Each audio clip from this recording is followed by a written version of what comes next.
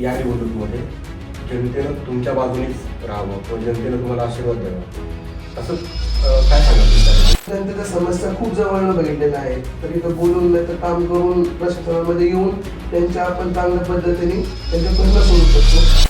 ही जी पंचायत समितीची निवडणूक आहे या निवडणुकीला सामोरं जाताना कोणते मुद्दे घेऊन तुम्ही सांगाल? कोरेगाव मंडळ हा सगळ्या नदीच्या काठावर बसलेला गावातला उद्यान आहे. तर इथं आता प्रामुख्याने झालं तर लाईटचा विषय. कारण येत्या काळामध्ये आणि मागच्या काळात थोडाफार बघितलं तर बिबट्याचं प्रमाण जास्त प्रमाण वाढत चाललेलं आहे. तर शेतकऱ्यांना जास्तीत जास्त दिवसा लाईटीची उपलब्ध करून देता येईल. त्याचा हा महत्त्वाचा प्रश्न आता आमच्या पुढे उभा आहे. शेतकऱ्यांना दिवसा लाईट मिळणं. बऱ्याच ठिकाणी लोक जे उमेदवार आहेत ते जनतेला देवदर्शन यात्रा किंवा इतर प्रलोभन देत आहेत. तर तुम्ही असं काही केलं? देव धर्म आपल्या हिंदू संस्कृतीतला मान्यतेचा विषय तो भावनिक विषय. तर मला असं वाटतं की जे देवदर्शन करण्याची वेळ आहे, जनतेला इलेक्शन आलं की उमेदवाराला जनता आठवते. त्याच्यामुळं तर त्यांना दिशाभूल करण्यापेक्षा तर मला जर कुठं ट्रिप काढायची वेळ आली तर मी नक्कीच भास्कर कैरे पाटलांच्या गावाला मी ती ट्रिप नक्की काढेन. आणि तर त्यांनी त्या गावाचा विकास कसा केला आहे त्या माध्यमातून माझ्या गाण्यातल्या लोकांना सांगेन की असाच विकास मी आपल्या इथं करू इच्छिता तर तुम्ही मला साथ द्या, तुमचा शुभाशीर्वाद द्या माझ्यासोबत. तुमचा जो पंचायत समिती गण आहे यामध्ये तुम्हाला आत्ता ही एक भीषण समस्या जाणवते. डबल धुळीकरणात आता आमचा शेतकरी अडकलेला आहे. बिबटे पकडले तर हे बिबटे दुसरीकडे सोडतात, तिकडे सोडतात. त्यामुळे बिबटेचं प्रमाण कमी होत नाही, ते वाढतच चाललेलं आहे. आता भीषण समस्या आमच्याकडे बिबटे छावल्या लागलेली, जेणेकरून लाईट असं भाग झाला की संध्याकाळी 8 तास लाईट असून दिवसभर नसते. तर शेतकऱ्यांना न पर्याय राहून त्याला शेतात जावं लागतंय, म्हणजे जीवावर उदार म्हणून जावं लागतंय. तर आम्ही ते माझ्या माध्यमातून जिल्हा परिषदेच्या माध्यमातून पंचायत समितीच्या माध्यमातून आम्ही सर्वात करून हेच काम करणार की लाईट कशी दिवसा आम्हाला शेतकऱ्यांना देता येईल. जिल्हा परिषद शाळा वाढल्या पाहिजे, त्यामध्ये ही दर्जेदार शिक्षण मिळालं पाहिजे याबद्दल तुम्हाला स्कूल कॉलेज शाळा ह्याचं खूप प्रमाणात मोठ्या प्रमाणात खाजगीकरण झालेलं आहे. डोनेशनच्या नावाखाली अक्षरशः लुटलं जातं. हे सगळ्यांना उघडे डोळ्याने सगळे बघतात पण बोलत कोण नाही. तर जिल्हा परिषद शाळेला तुम्ही बोलल्याप्रमाणे दर्जा असाच की जे खाजगीकरण शाळेमध्ये दिलं जातं तेच तुम्ही जिल्हा परिषद शाळेमध्ये सुद्धा तुम्ही उपलब्ध करून देऊ शकता. तरुणांच्या रोजगाराचा पण खूप मोठा प्रश्न आहे. खूप मोठ्या प्रमाणावर पुण्याकडे स्थलांतर करून ते रोखण्यासाठी तुमच्या काय उपाययोजना असतील? आपली लोक काय करतात, हीच मुलं दुसऱ्याला शेती भाड्याने देतात, तो नर्सरी करतोय. जर तुमच्यासाठी स्वतःची शेती आहे तर तुम्ही नर्सरी म्हणा किंवा कुक्कुटपालन म्हणा, दुग्ध व्यवसाय असेल तो स्वतःच्या ह्याच्या हिमतीवर करा. हायड्रोपॉनिकचा एक शेतीचा विषय, तर तुम्ही ती शेती पारंपरिक करण्याच्या पद्धतीनुसार थोडा अवॉइड करून तुम्ही स्मार्ट वर्क जर केला तर तुम्हाला रोजगार हा गावाच्या बाहेर जाऊन शोधायची गरज नाही.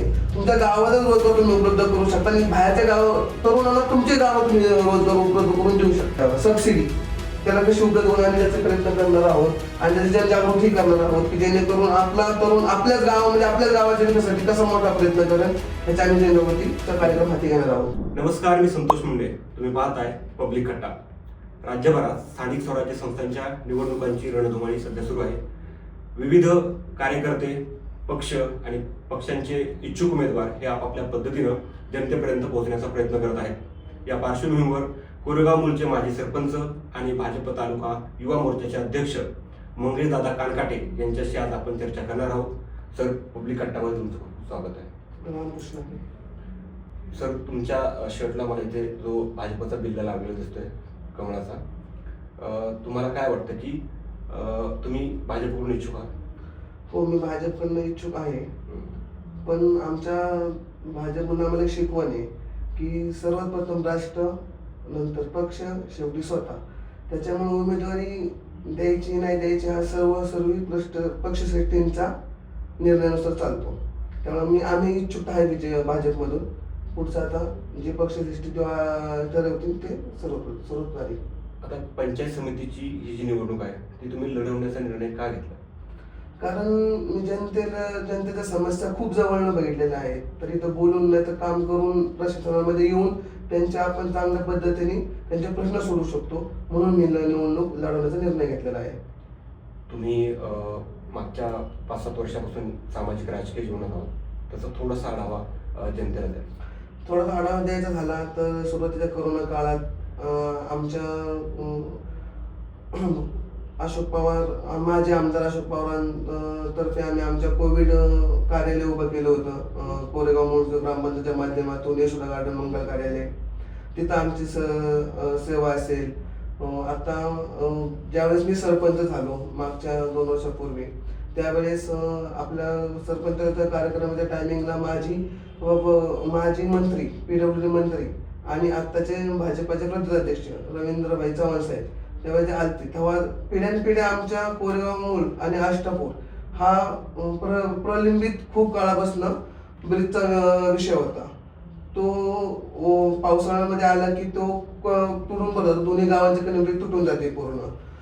तो आपल्या कार्यक्रम आल्यानंतर आम्ही चव्हाण साहेबांकडे प्रश्न मांडला की आमच्या जनतेची, आपल्या लोकांची खूप हेमसाळ होती पावसाळ्यामध्ये, तर तुम्ही तो ब्रिज लवकरात लवकर आम्हाला मान्य करून द्यावा. तेव्हा त्यांनी ते कार्यक्रम शोध दिला की हा मी येत्या अधिवेशनामध्ये हा ब्रिज मी मंजूर करून घेईन म्हणून. मग आमच्या वेळोवेळी पाठपुरावा केल्यानंतर त्यामध्ये त्यांनी आम्हाला 32 कोटीचा निधी मंजूर करून तो ब्रिज मान्य करून दिला. येत्या 6 महिन्यामध्ये त्याचं कामही चालू होईल. आता माझ्या काळामध्ये आम्ही ग्रामपंचायत विकासामध्ये नवीन बिल्डिंगचं सुशोभीकरण करून नवीन बिल्डिंग इमारत उभी केलेली आहे. आमच्या गावात आम्ही झाडे वृक्षारोपण, तुम्ही आमच्या कधी गावात आला, आमच्या एंट्रीला बघितलं श्रीकृष्ण मंदिर वास्तव्य आमचं श्रीकृष्ण मंदिर गावाच्या एंट्रीला, तिथं तुम्ही बघितलं तर आम्ही तिथं वृक्षारोपण मोठ्या प्रमाणात केलेलं आहे. आमच्या बुद्ध विहार तुम्ही बघितलं, तिथं ब्लॉक बसवणे, तिथं वृक्षारोपण करणे, ग्रामपंचायतीपुढे सुशोभीकरण करणे, आमच्या गावातली मंदिरे असतील, धार्मिक स्थळे असतील, त्यांचं आम्ही डेव्हलपमेंट केलेलं आहे. आमच्या काळात जिल्हा परिषदची शाळा आमची तुम्ही बघू शकता, भव्य इमारत उभारली गेलेली आहे आमच्या शाळेमध्ये. तर अशा मध्ये आम्ही वेगवेगळं सामाजिक क्षेत्रात काम करत आलेलो आहे आणि इथून पुढे करत राहू. ग्रामपंचायत पातळीवर काम करत असतानाचा एखादी अशी गोष्ट किंवा एखादा किस्सा सांगू शकाल तुम्ही? एखादा किस्सा सांगायचा झाला तर आमच्या ग्रामपंचायतीमध्ये 13ची बॉडी आहे, पण ह्या 13 मध्ये आमचे ग्रामपंचायतीच्या बाहेर वादविवाद असते, पण आतमध्ये आल्यानंतर एकदम चहा पाणी नाश्ता आम्ही सगळे एकत्र बसून करतो आणि ग्रामपंचायत म्हणजे कधी कोणतं राजकारण येत नाही आमच्या ग्रामामध्ये. ह्याच एक महत्वाचा मुद्दा. आणि किस्सा सांगायचा झालं तर विरोधक पण त्याच पद्धतीने काम करून सरपंचाला मदत करत असतो आणि सरपंच त्याच पद्धतीने विरोधकाला मदत करत असतो, जेणेकरून कधीही कोणात विसंगत निर्माण होत नाही. आता जर तुम्हाला पक्षाने संधी दिली तर ही जी पंचायत समितीची निवडणूक आहे, या निवडणुकीला सामोरं जाताना कोणते मुद्दे घेऊन तुम्ही सामोरं जाता? आता मुद्दे समोर कोणाचं झालं तर आमच्या जो आता माझा गण येतो कोरेगाव मूळ गण, हा सगळा नदीच्या काठावर बसलेला गावातला गण आहे. तर इथं आता प्रामुख्याने झालं तर लाईटीचा विषय, कारण येत्या काळामध्ये आणि मागच्या काळात थोडाफार बघितलं तर बिबट्याचं प्रमाण जास्त प्रमाणात वाढत चाललेलं आहे. तर शेतकऱ्यांना जास्तीत जास्त दिवसा लाईटीची उपलब्ध करून देता येईल, त्याचा हा महत्वाचा प्रश्न आता आमच्या पुढे उभा आहे की शेतकऱ्यांना दिवसा लाईट मिळेल, रात्रीचं त्यांनी जाता का म्हणे, कारण 1-2 हल्ले पण आमच्या भागात झालेले आहेत बिबट्याचे. जे उमेदवार आहेत निवडणुका म्हटलं की जनतेला प्रलोभन देणं, आणि माझ्या पण ऐकण्यात असं बऱ्याच ठिकाणी लोक जे उमेदवार आहेत ते जनतेला देवदर्शन यात्रा किंवा इतर प्रलोभन देत आहेत. तर तुम्ही असं काही केलंय? मी असं काही केलेलं नाही आणि करणारही नाहीये, कारण देव धर्म आपल्या एक हिंदू संस्कृतीतला मान्यतेचा विषय, तो भावनिक विषय. तर मला असं वाटतं की जे देवदर्शन करण्याची वेळ आहे, जनतेला इलेक्शन आलं की उमेदवाराला जनता आठवते, त्याच्यामुळं जनता पण हुशार आहे. ती काय जनता हुशार आहे, शेवटी काय म्हणतात जनता राजा आहे त्याच्यातला. तर त्यांना दिशाभूल करण्यापेक्षा तर मला जर कुठं ट्रिप काढायची वेळ आली तर मी नक्कीच भास्कर पेरे पाटलांच्या गावाला मी ती ट्रिप नक्की काढेन आणि तर त्यांनी त्या गावाचा विकास कसा केलाय त्या माध्यमातून माझ्या गाण्यातल्या लोकांना सांगेन की असाच विकास मी आपल्या इथं करू इच्छुका, तर तुम्ही मला साथ द्या, तुमचा शुभ आशीर्वाद द्या माझ्यासोबत. आता इतरही पक्षांचे उमेदवार तुमच्या गटामध्ये असतील, आता राज्यातही युतीचं सरकार आहे, तर त्यामध्ये जर तुम्हाला मेबी जर उमेदवारी नाही मिळाली तर तुमचा स्टँड काय असेल त्यावेळेला? मी सुरुवातीलाच बोललो की आम्ही भाजपच असा पक्ष आहे की तो आधी राष्ट्र नंतर पक्ष आणि शेवटी स्वतः. त्याच्यामुळे आम्ही स्वतःचा विचार कधी भाजपमध्ये आमच्या आर्थिक दृष्ट्या आम्ही विचार केलेलाच नाही आल्यापासून. त्यासाठी आमचा जो प्रश्नशक्ती जो आदेश देतील, जो निर्णय घेतील, तो आम्ही तो मान्य करून आमचं त्यांच्यासोबत काम करायची तयारी आहे. त्याप्रमाणे तुमचा जो पंचायत समिती गण आहे यामध्ये तुम्हाला आत्ता जी एक भीषण समस्या जाणवतीये अशी एखादी? भीषण समस्या अशी बोलल्याप्रमाणे की बिबट्या ही भीषण समस्या वाढलेली आहे. आमच्या शेतकऱ्यांना रात्रीचं शेतामध्ये जाण्याची भीती वाटते. जर मुलगा गेला, नवरा गेला, तर त्याची आई असेल, त्यांच्या मंडळी असतील, तर किंवा माझा नवरा सुखरूप आहे की नाही अशी चिंता आता व्यक्त होतीये. त्या चिंतेकारण घरातले माणूस म्हणतात, तू नको जाऊ बाबा शेतामध्ये. तर शेतामध्ये नाही गेलं तर पाणी नाही भेटलं तर पिकाचंही नुकसान होतंय. त्यामुळे ह्या डबल धुळणीकरणात आता आमचा शेतकरी अडकलेला आहे. तर त्याच्यावर फास्ट उपाययोजना कशा राबवता येतील, काय राबवता येतील. आता ते बिबटे पकडले तर हे बिबटे जाऊन दुसरीकडे सोडतात, तिकडे सोडतात. त्यामुळे बिबटेचं प्रमाण कमी होत नाही, ते वाढतच चाललेलं आहे. आता भीषण समस्या आमच्याकडे बिबटे व्हायला लागलेली, जेणेकरून लाईट असं भाग झाला की संध्याकाळी 8 तास लाईट असते, दिवसभर नसते. तर शेतकऱ्यांना न पर्याय राहून त्याला शेतात जावं लागतंय, म्हणजे जीवावर उदार होऊन जावं लागतंय. तर आम्ही ते माझ्या माध्यमातून, जिल्हा परिषदेच्या माध्यमातून, पंचायत समितीच्या माध्यमातून आम्ही सर्वात प्रथम हेच काम करणार की लाईट कशी दिवसा आम्हाला शेतकऱ्यांना देता येईल. आता तुम्ही ग्रामीण गाव पातळीवर काम केलेलं आहे. यामध्ये सगळ्यात महत्त्वाची जी गोष्ट आहे की जे गरीब, वंचित आणि शेतकरी कुटुंबातून आलेली मुलं ते जिल्हा परिषदेमध्ये मोस्टली शिकतात. बरोबर. तर जिल्हा परिषद शाळांबाबत तुमचं सरकार जे आहे, बरोबर. भाजपचं सरकार आहे, त्यांचं असं म्हणणं आहे लोकांचं की ते शाळांची संख्या कमी होत चाललेली आहे. बरोबर. तर त्याबद्दल तुम्हाला काय वाटतं? आणि आणि याला एक असं जोडू शकतं की जिल्हा परिषद शाळा वाढल्या पाहिजेत, त्यामध्ये जी दर्जेदार शिक्षण मिळालं पाहिजे, याबद्दल तुम्हाला काय वाटतं? हो, नक्कीच. कारण की तुम्ही पाहत असेल बघितलं तर आता स्कूल, कॉलेज, शाळा यांचं खूप मोठ्या प्रमाणात खाजगीकरण झालेलं आहे. डोनेशनच्या नावाखाली अक्षरशः लुटलं जातं. हे सगळ्यांना उघडे डोळ्याने सगळे बघतात, पण बोलत कोण नाही. तर जिल्हा परिषद शाळेला तुम्ही बोलल्याप्रमाणे दर्जा असतात की जे खाजगीकरण शाळेमध्ये दिलं जातं तेच तुम्ही जिल्हा परिषद शाळेमध्ये सुद्धा तुम्ही उपलब्ध करून देऊ शकता, पाठपुरावा करू शकता. आज आमच्या कोरेगाव मूळची जिल्हा परिषद शाळा तुम्ही येऊन बघितली, व्हिजिट करून बघितली. मी आवाहन करेन तुमच्या माध्यमातून की जनतेला की आजूबाजूच्या गावांना की तुम्ही आमच्या जिल्हा परिषद शाळेत येऊन बघा. कारण त्या शाळेमध्ये कॅम्प्युटर, तुमचं खेळाचं साहित्य, जे काय तुम्हाला खाजगी शाळेमध्ये असतात तेच सगळं अवेलेबल आम्ही जिल्हा परिषद शाळेमध्ये केलंय. असं मी जी शाळा माझ्या गावामध्ये उभी राहिलेली त्याचाच मी प्रोफाईल घेऊन ज्या माझ्या गावामधल्या शाळा, ग्रामांच्या शाळा राहतील तिथं मी नक्की ही शाळा पोहोचवायचा निर्धार राहील, जेणेकरून जे ओढा आता पालकांचा खाजगीकरण शाळेत आहे तोच ओढा जिल्हा परिषद शाळेत कसा ओढला जाईल त्याच्याकडे आम्ही फर्स्ट प्रायोरिटी म्हणतो ना, त्यामुळे आम्ही त्याला लक्ष देणार आहोत. बऱ्याच वेळा आता आपण ग्रामीण भागाचा जेव्हा विचार करतोय तेव्हा कोरेगाव मूळ या तुमच्या ग्रामपंचायतीमध्ये आणि आजूबाजूची जी काही गावं आहेत त्यामध्ये तरुणांच्या रोजगाराचा पण खूप मोठा प्रश्न आहे. खूप मोठ्या प्रमाणावर पुण्याकडं शहराकडे स्थलांतर पण आहे. ते रोखण्यासाठी तुमच्या काय उपाययोजना असतील पंचायत समितीच्या पातळीवर, जेणेकरून गावातच रोजगार मिळाला तर तो त्यांच्यासाठी व्यवस्थित राहील? आता मागच्या आमच्या मीटिंगमध्ये असा निर्णय झाला होता की आम्ही बसलो होतो काही मित्रमंडळी, आमचे व्यावसायिक वर्ग, की जो मोठ्या प्रमाणात बाहेरून वर्ग येऊन जो आपल्या क्षेत्रामध्ये, आपल्या एरियामध्ये जो बाहेरून नर्सरी करतात, शेती करतात, आपली लोक काय करतात, हीच मुलं दुसऱ्याला शेती भाड्याने देतात, तो नर्सरी करतोय. तर आमचं एक प्रामुख्याने असं म्हणणं आहे की सरकारच्या पद्धतीने त्याचे कटिबद्ध प्रयत्न करतात रोजगारासाठी. पण जर तुमच्यासाठी स्वतःची शेती आहे तर तुम्ही नर्सरी म्हणा किंवा कुक्कुटपालन म्हणा, दुग्ध व्यवसाय असेल तो स्वतःच्या ह्याच्या हिमतीवर करा.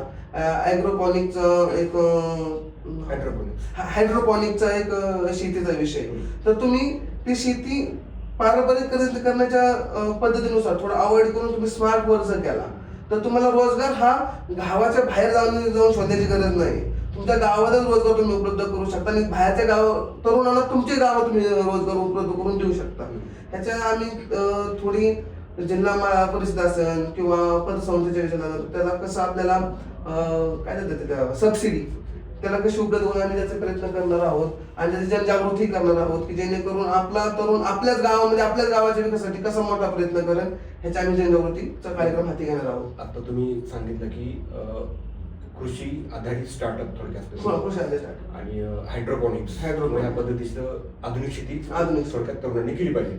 पण बऱ्याचदा असं असतं की त्याच्यासाठी लागणारे जे भाग भांडवल ते तरुणांकडे नसतं, शेतकऱ्यांकडे, त्यामुळे ते करत नाही ते. तर ती एक समस्या आहे. त्याच्यावर आम्ही तेच बोललो ना की जर आम्हाला तरुणांचा वर्ग समजला, पतपिढी असेल ग्रामीण संस्था असतात, जिल्हा परिषदच्या माध्यमातून जर आम्हाला जर शेतकऱ्यांची जनजागृती केली तर त्यांचे प्रॉब्लेम आम्हाला समजते. आम्हाला प्रॉब्लेम समजतात, आम्ही त्यांना काय कुठपर्यंत किती निधी आणि कुठपर्यंत किती साहित्य अवेलेबल करून देऊ शकतो हे चर्चेने मार्ग निघतात. चर्चा मार्ग निघू शकत नाही. त्यामुळे आम्ही चर्चा करून ते नक्कीच जिल्हा परिषद, ग्रामपंचायत, पंचायत समितीच्या माध्यमातून जेवढ्या आधुनिक शेतीला आम्हाला प्रोत्साहन देता येईल तेवढ्या प्रकारे आम्ही नक्कीच प्रयत्न करू. म्हणजे तुम्ही जिल्हा परिषदचा आणि पंचायत समिती जो काही निधी असेल तो थोडक्यात तरुणांसाठी उपलब्ध करून असं सांगतो.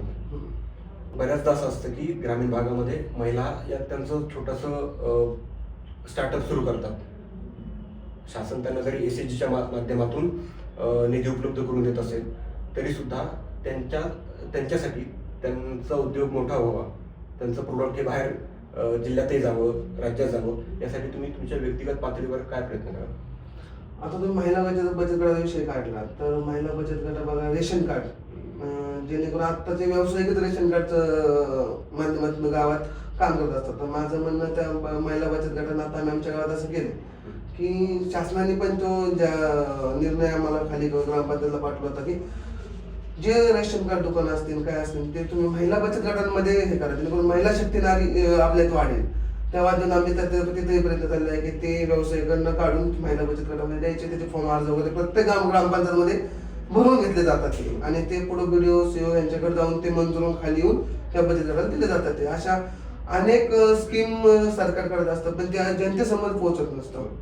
आता यामध्येच ना काय आहे की हे मी अनेक ठिकाणी कव्हर पण केले.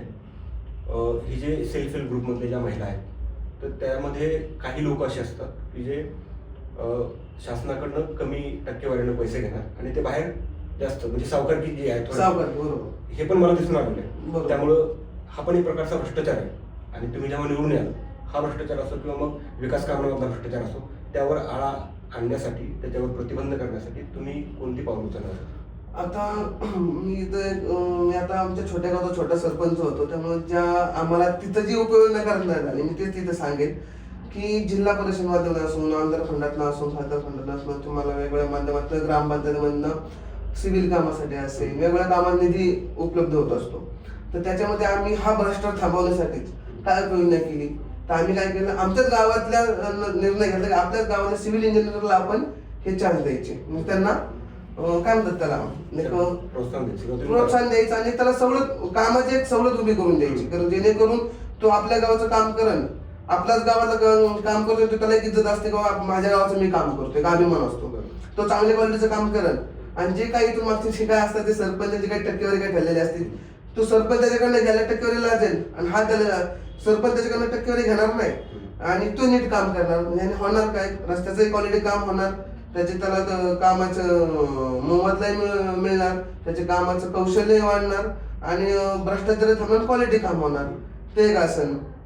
आता शाळेमध्ये जो खिचडीवरचा वाटपाचा कार्यक्रम असतो तर आम्ही मध्ये मध्ये काय करतो, स्वतः खिचडी खायला जातो, जेणेकरून बाबा तुम्ही जे मुलांना देताय ते योग्य आहे की नाही, जेणेकरून आपण स्वतः गेल्यानंतर काय करतो तिथल्या कर्मचारी जे असतील त्यांचे असतं की बाबा ग्रामपंचायती माणसं स्वतः येतात ते, त्यामुळे ते तिथे एक आळा बसला जातो असं आमचं म्हणणं आहे. त्याबद्दल आम्ही तिथे छोटे छोटे प्रयत्न करत असतो जेणेकरून आपल्या गावातल्या तरुणांनाच एक नवीन संधी आणि उपलब्ध करून आपल्या गावामध्ये त्याचं कसं हे होईल, क्वालिटीचं बेस तयार होईल. आणि ह्या माध्यमातून मी सांगत होतो की तर गावांनी तसंच करावं, आपल्याच गावातल्या तरुणांना ती संधी उपलब्ध करून द्यावी. बऱ्याचदा राजकारणात काय होतं की एकदा जर का उमेदवार निवडून आला, जनतेने त्याला निवडून दिलं, तो जिल्हा पातळीवर उतरवतो, त्याचा एक वेगळा वर्ग, त्याची मित्रमंडळी आणि तो त्यातच खुश असतो, तो परत जनतेकडे येत नाही है ना. पण हा जो नेता आणि जनता याचा जो ब्रिज आहे, हा जो गॅप आहे तो भरून काढणं गरजेचं आहे. तुम्ही एक तरुण उमेदवार म्हणून मला तुमच्याकडे चांगलं उत्तर हवं आहे की तो गॅप तुम्ही कसं भरून काढणार आणि जनतेचा तुमचा संवाद कसा तुम्ही प्रस्थापित ठेवणार, म्हणजे तो कायम ठेवणार.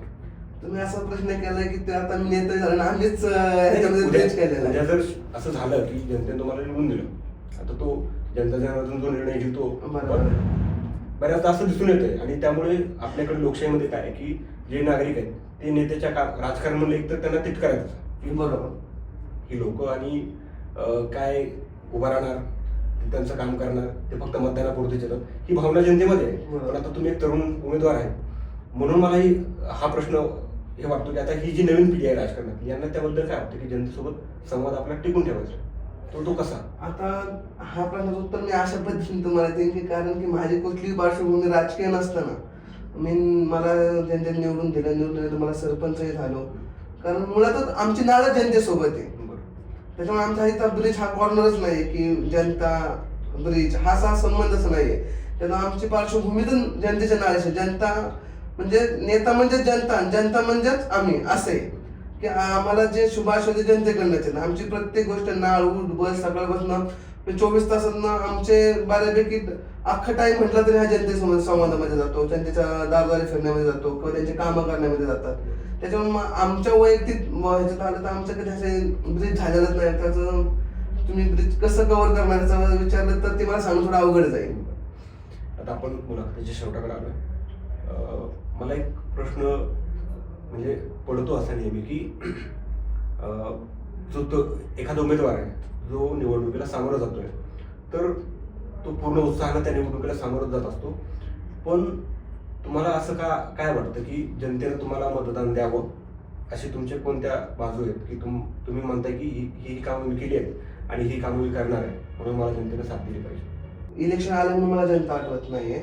जनतेमध्ये मी पहिल्यापासून मी काम करत आहे, इथून पुढेही करत राहणार आहे. जनतेने मला शुभ आशीर्वाद द्यावे की जे आमचे पुढचे व्हिजन आहेत, स्मार्ट वर्क असतील, तरुण रोजगार असेल, गावोगावी शाळेचे तुम्ही जिल्हा परिषदेच्या शाळेंचा विषय काढला तर त्या संदर्भातले कामं असतील, पांढर रस्त्यांचा मोठा विषय असतो खेड्या भावकीमध्ये, तो पांढर रस्ता सोडवण्याचे आम्ही मोठ्या प्रमाणात आमचे व्हिजन आम्ही तयार केले. आम्हाला काम काय काय करायचे त्यानंतर थोडक्यात तुम्हाला कामं सांगितले की ह्या कामं करण्यासाठी मला जनतेने संधी द्यावी आणि त्यांच्या मी अपेक्षा सगळ्या पूर्ण करेन असं नाही म्हणू शकत, पण जेवढं माझ्याकडनं शक्य होतील जनतेसाठी ज्या मला कामं करण्याचे आहेत त्या मी नक्कीच त्यांच्या सर्वोपरी माझे प्रयत्न करेन. म्हणून जनतेने मला एक संधी द्यावी, मी त्या संधीचं नक्कीच सोनं करेन.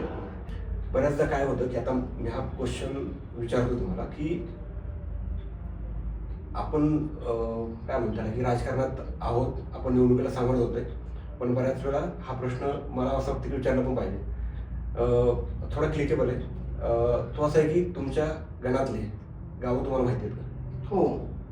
नावं सांगितलं? नायगाव, पेठ, ट्रॅकधाम, कोरेगाव, मूळ, बाबुरापूर, हिंगणगाव, जगतापवाडी, टिळेकरवाडी आणि खामगावटी अशी 9 गाव आहेत. त्या गावामध्ये तुमचा संपर्क आहे? माझा कामं तुम्ही करताय? हो, त्या गावात माझा संपर्क आहे. तरुण मुलांसोबत माझा मित्रपरिवार मोठा आहे, आमचे नातेवाईक आहेत. ह्या गावात म्हणजे माझं घरोघरी माझे संबंध चांगले आहेत. या पंचायत समितीच्या निवडणुकीला सामोरं जात असताना एक शेवटचा संदेश तुम्ही जनतेला काय द्याल? आता ह्या निवडणुकीच्या काळामध्ये बघितलं तर अनेक उमेदवार येतील, तुम्हाला मत मागतील, तुमचा बुलबुलाही करतील, तर तुम्ही त्याला बुलबुलाला सामोरे न जाता मला असं वाटतं की जो काम करणारा नेता आहे, जो काम करणारा तुमचा माणूस आहे, तुम्ही तुमच्या हक्काच्या माणसाला निवडावं आणि त्यालाच निवडून द्यावं आणि त्याला तुमचा शुभाशीर्वाद द्यावा असं मला वाटतं. मित्रांनो, हे होते मंगेश कानकाटे, एक युवा नेतृत्व या निवडणुकीला सामोरं जात आहे आणि या निवडणुकीच्या अनुषंगानं आम्ही आता चर्चा केली. त्याबद्दल तुमचं काय मत आहे ते कमेंटमध्ये नक्की सांगा. भेटूया अशाच पुढच्या एका नव्या एपिसोडमध्ये. धन्यवाद.